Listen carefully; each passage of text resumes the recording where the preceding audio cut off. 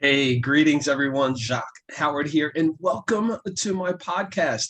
You can find out more about what I'm doing by visiting the website jacque-howard.com and also Trenton, like the city, Trenton365.com.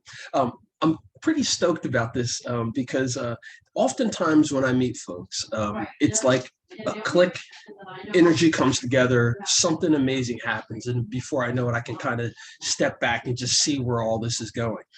This past week, I was part of the Princeton Community Works conference put on by Blanche Braun and Marge Smith. And I got a chance to meet Pat Coleman, who's going to be coming on in a moment. Pat is the board president of the Friends of the Abbott Marshland. And we're going to be talking about not only the Abbott Marshland, but what Pat is doing and why she's so engaged with this, but also to encourage folks to recognize right here in this region, we have some amazing natural resources. Oftentimes they're free. You can learn some different things about what's going on in the environment there. You can see some different species that you may not see all the time. And it's just a wonderful opportunity to get out in nature. And oftentimes it's a missed opportunity in areas that are so landlocked like we are here in this region. So without any further ado, Pat Coleman, thank you so much for taking a couple minutes of your time to come on and talk about yourself and about Abbott Marshland. Can we get right into it? Just introduce yourself and talk about what is it about nature that's got you so fired up that you wanted to be a part of what's going on at the Abbott Marshlands? Thanks very much, Jacque, for having me here. I have to say, your audience can't see it, but I'm a woman of a certain age. and when I reached about 60, I just decided that I really wanted to spend more time outside. I wanted to learn more about the natural world, and I wanted to spend time outside. So I've been on a journey for the last 10 years exploring, and the Abbott Marshlands is just a place that caught my heart. Wow. So first of all, people can see you because this is going to be on television as well. So that's all cool. And for those who are not watching on television, there is this beautiful backdrop of what you have here. Can you just describe what that backdrop is, Pat? Sure. The marshlands is actually an area off the Delaware River, which is a tidal freshwater marsh. The Crosswicks Creek and Watson Creek come in and feed this area every day. The tides change twice a day, and the tidal differences can be up to 9 feet, which is pretty amazing. But all around the edge of this marshland is a bluff area where you have a change in elevation that is anywhere from 30 to 60 feet. So this view in my background just happens to be taken from the end of Elizabeth Street, or maybe it's Elizabeth Avenue there off of Layler Street. And many of the streets in that neighborhood dead end. And if you go to the end of the street and look off, you're standing at the edge of the bluff and you have incredible views out into the marshlands. You know, Pat, one of the interesting things about this area is the historical significance. Now, I like to tell folks that this is where George Washington became George Washington. And this area was always populated with lots of different people, the Lenape, also known as Delaware Indians, but there were also immigrants here from Eastern Europe and in different parts of Europe as well. And when we can think about the Abbott Marshland and looking over that space, so much history has taken place on that site, in that visual, being able to see across the river into Pennsylvania, et cetera. Can you talk about the educational opportunities there are for young people and for people who are more seasoned like you and I, who want to get into something that we didn't do when we were younger? Yeah. Well, there's an amazing history here, and lots of different pieces to pick up. I mean, first of all, as you mentioned, it's the ancestral homeland of the Lenape people. The Lenape there's evidence that people were probably in this area as far back as 13,000 years ago. Now that's a long time. Now 13,000 years ago, it wasn't even marshlands. The Ice Age was just ending, and there may have been mammoths and mastodons roaming around in the area. But by the time we get to 3,000 years ago or 4,000 years ago, there were large groups of Lenape people coming together to meet on this land. It's a very rich, productive land, and there was great fishing, and there's lots of archaeological evidence that there would be big ceremonial gatherings along this landscape where people would come together from long distances. And so a couple of things, if you want to learn more about the Lenape piece, I would really recommend the New Jersey State Museum has the most incredible exhibit of the Lenape and Delaware people. And if you look there, you will see that there's a lot of artifacts that have been collected right from the marshlands. The Abbott Marshlands is named after the Abbott National Historic Landmark, which is an archaeological landmark. So that's where the name comes from. So there have been archaeologists busy in this area for 150 years doing the work and finding out amazing things about the people that live here. Thanks, Pat. I'm speaking with Pat Coleman, who is the board president of the Friends of the Abbott Marshland. Pat, you had touched on the area just for geographics and for landmarks. When 295 was being redone, there was a pause because of a lot of artifacts that were found there. Can you kind of put that all into a geographic landmark understanding for folks? Sure. So the marshlands itself really stretch from the southern border of Trenton. If you go to the ballpark stadium and then walk through South River Walk Park and keep on walking, you're going to end up in the marshlands. And it stretches all the way down to Bordentown. And you have, so it's almost 5 miles, a little less than 5 miles, I think, in length. And then you've got this big U that's cut out. One of the great ways to see it is to look at Google Map online, because you see this incredible spot of green right in the middle of all this urban development.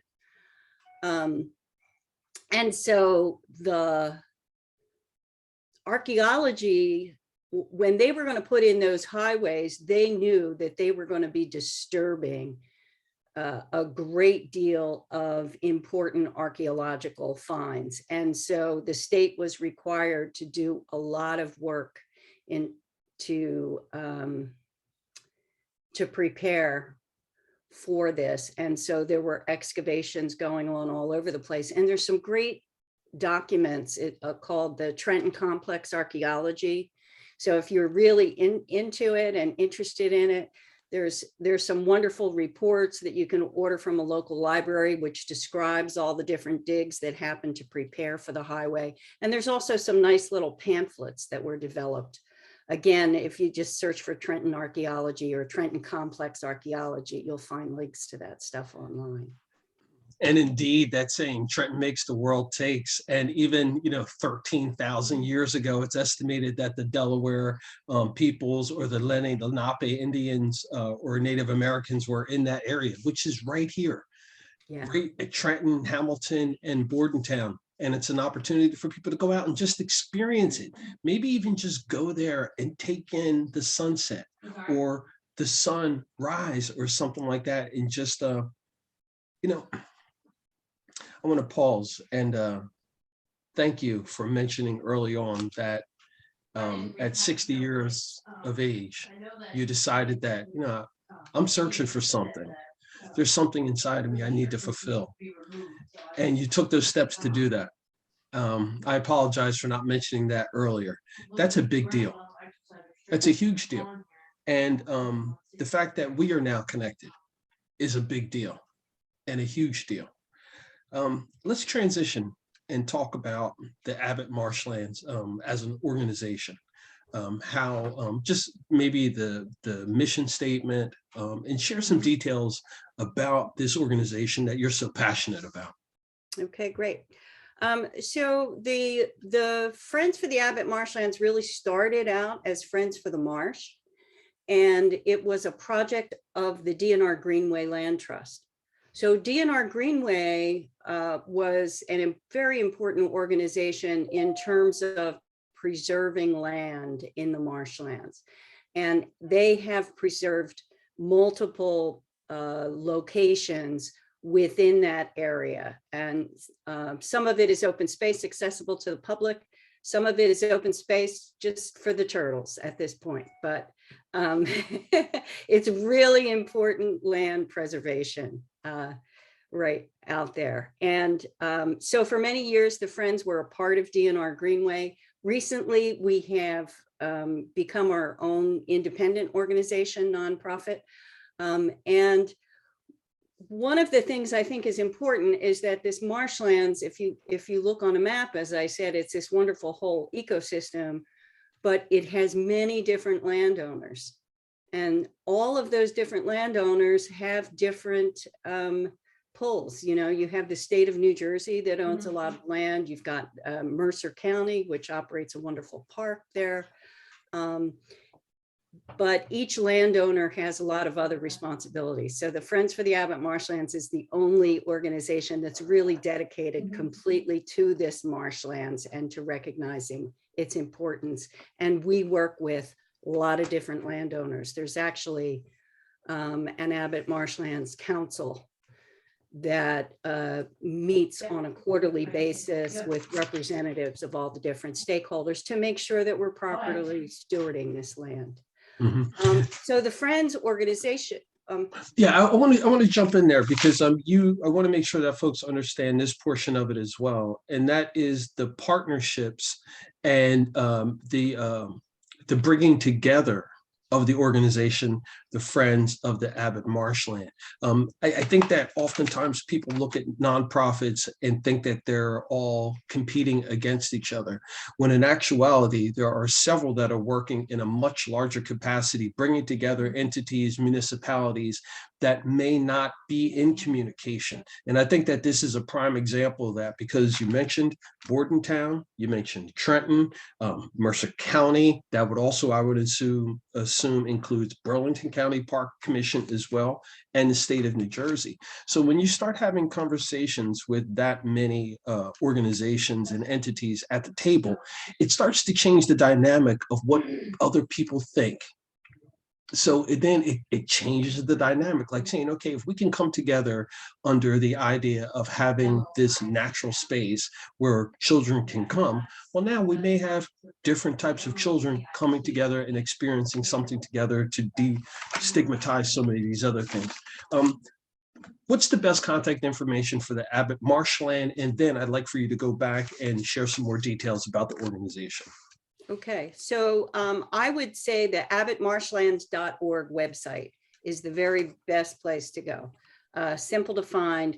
And on that website, you'll find a calendar of events. We run lots of different programs.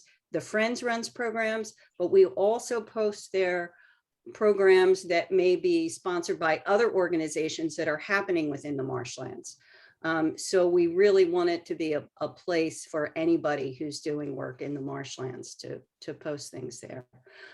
Most of our programs are free. There is a nature center in the marshlands operated by Mercer County, the Tulpahacking Nature Center. Tulpahacking is a Lenape word, which means land of the turtles. That's my turtle reference earlier. And the Nature Center runs lots of wonderful programs for children. In fact, there is going to be a summer camp there this year. Last year, because of COVID, it didn't happen. But this year, there's just going to be 1 week of summer camp at the Tulpahacking Nature Center for elementary school kids. And one of the things that the Friends will do to support this grant, this camp, is to provide some scholarships for kids.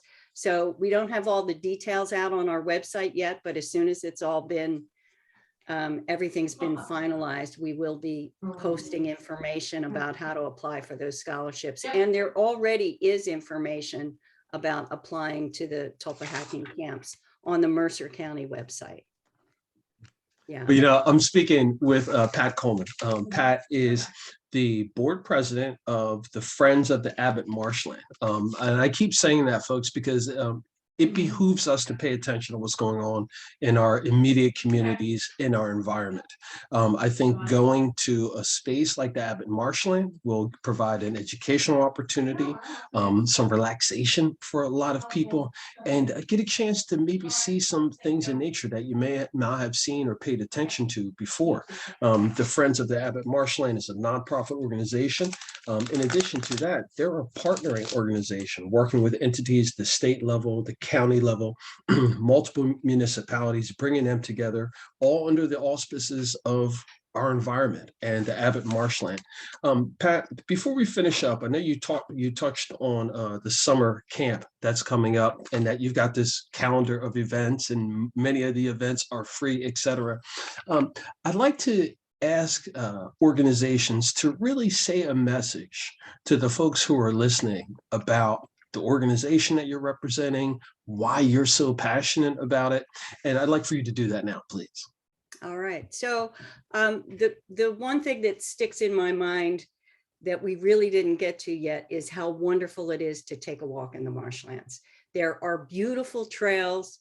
You can access these trails from sunrise to sunset. You can find maps to all these locations on our website. And there are so many places where you can just go enjoy a beautiful walk in nature. As we are now beginning to think about spring, you know, it's beautiful to see the winter scenes, but the marsh is getting ready to come to life again in the spring, and it will be just an incredible sight. It changes from week to week. There are, it is a tidal freshwater marsh, which is a really unusual place. And part of what that means is it supports a tremendous amount of plant growth and of animal life. And so come take a walk on the trails, breathe the fresh air, and enjoy all of the little critters that you're going to get to see along the way. It's a wonderful place for kids. Kids absolutely love it. I'm acting like a little kid over here. I'm all giddy. Recently, my son got me into birding. You know, I spent some time, you know, going around and checking things out. I can't wait when he comes home from spring break to take him down. We're going to do some birding down in the Abbott Marshlands. Oh, There's man. Fabulous birding there. In fact, we've been partnering with the Washington Crossing Audubon Society lately to run some trips there.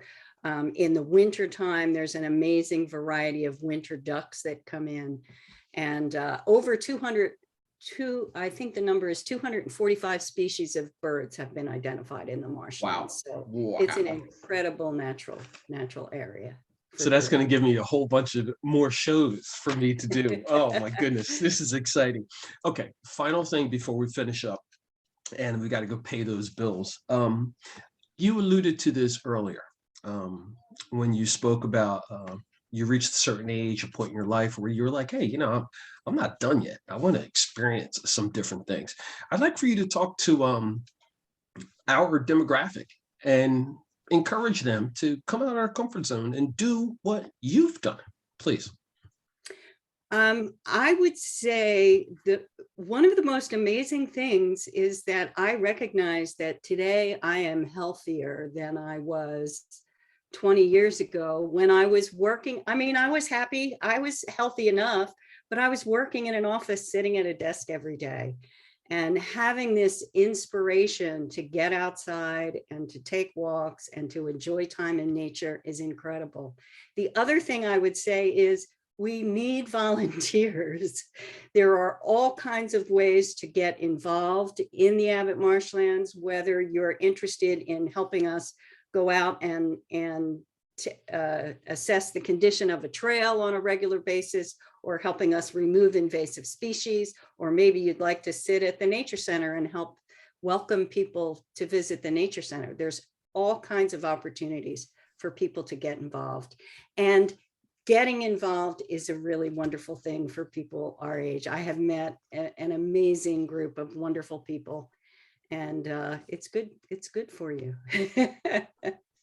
My new friend, Pat Coleman, president of the Friends of the Abbott Marshlands. Thank you so much for your time. I can't wait to chat more and share more information about what's going on at the marsh. Okay. Thanks so much, Jacque. This was great. You're welcome. And there you have it, folks. Just another opportunity for you to take advantage of this wonderful network of people that are in my life. These human beings come together because they want to build a better community. They want to share what they've experienced, to get away from some of the stigmas and the mindsets that are out there, and to realize that we are the ones who have the power to make things happen and to build the better community. In closing, folks, Jacque Howard here reminding you, it's always about justice, peace, and humility.